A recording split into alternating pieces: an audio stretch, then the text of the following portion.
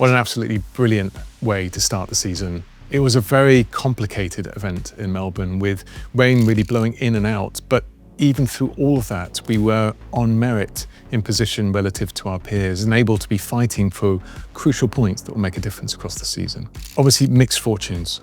I think we had the potential for both cars to absolutely be in the points, but in regards to Carlos, and we'll go through it in more detail, a tiny issue and mistake resulted in us not scoring any points with him. But what I can say is this: we will come back even stronger in Shanghai and in Japan and beyond. We have a strong package and it should translate across these forthcoming races.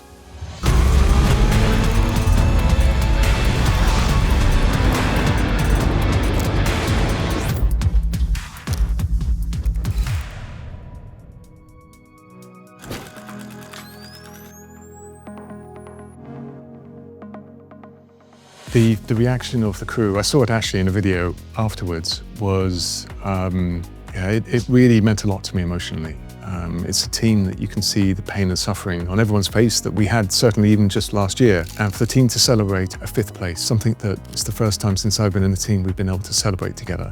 And a 5th place, not because everyone else fell off or because circumstances turned our way. We were realistically fighting for that 7th up to 5th throughout the race.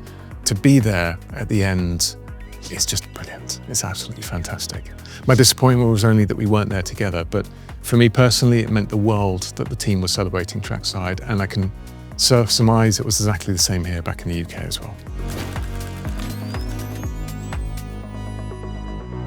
In terms of uplifting morale, I'll take you to this, which was no one was down after the race, and that includes Carlos. Carlos was with us on the pit wall.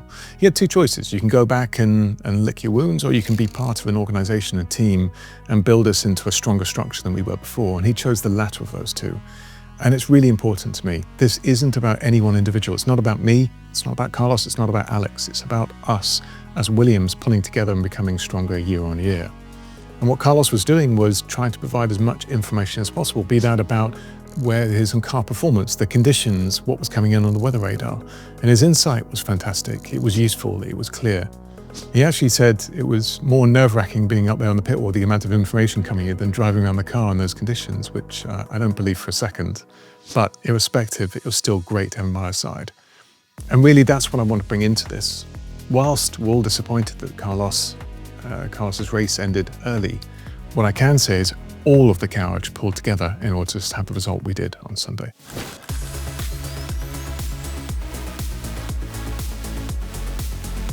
Giving you a little bit more background to what happened with Carlos in those conditions. He was coming through the last corner.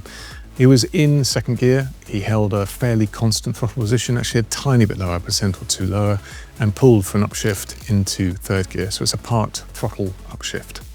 When he did so, and what happens inside those conditions is, A, we're in a different mode. It's a safety car mode, so that runs the systems in a very different way to if we're in flat out. And B, what happens is, obviously, as you imagine, we have a disengagement of power and torque and then a re-engagement of power and torque. Now, there was a tiny bit more than would have been expected. I think for me, it was accumulation of conditions.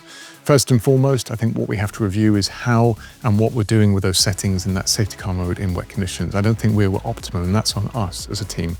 The second is that it was treacherous out there. I really can't state that enough. When you're going slowly, your tire temperatures are being lost. Any small amount of additional grip loss will be accentuated, and I think that's what we had there. We're still ongoing in terms of reviewing, because clearly we need to make sure that we're improving in every single area and providing a car to the drivers that's predictable and consistent. Let's chalk this one up to all of us need to understand more how we can do our job better. But what I'm confident of is the culture that we have here is one that will go forward, make sure we learn and make sure we improve.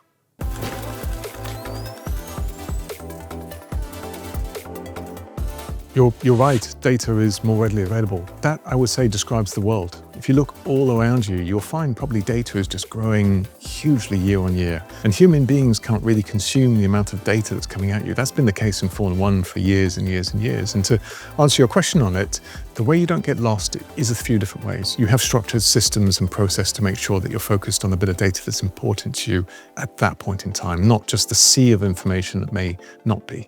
Second, you have individual experts within the organization that are focused on their particular area. So aerodynamicists are typically looking at floor loads. You don't want all your race engineering, or even myself, focused on what's going on there.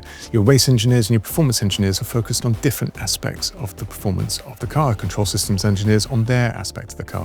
And we're fortunate to be supplemented by 30 to 40 individuals back here in Grove that are working very difficult hours throughout the night, again, bringing expertise on where they understand the data more so than others.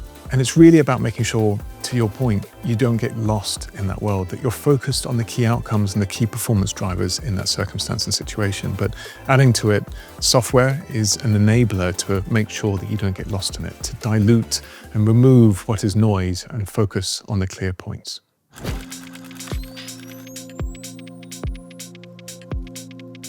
I think first and foremost, and you saw it this weekend, every now and again, Carlos was ahead of Alex. And Alex would look at the data, understand what's going on, make some setup tuning, put himself ahead of Carlos, and so on and so forth. We have two drivers that are matched in terms of their capability, their performance, their ability to perform under pressure.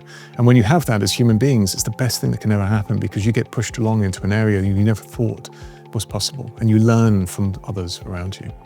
So the first strength that we have is both of our drivers are world-class material, and it makes a huge difference to us as a team. The second difference is that helmet off, they are absolutely brilliant at bringing, be it inspiration, but data, knowledge. Have you looked into this? Have you gone here? Find every millisecond we can to the team. Effectively, in a few short words, they're able to point the team in the right direction of travel and find performance hidden that wouldn't have been otherwise. Helmet on, they're still team players to one another, but they're here to fight for every single point that we can on track. And what's good about both Carlos and Alex is they're built from the same mold. They're fundamentally still absolutely fantastically funny outside of the car, able to drive the team forward, but fierce competitors with the helmet on.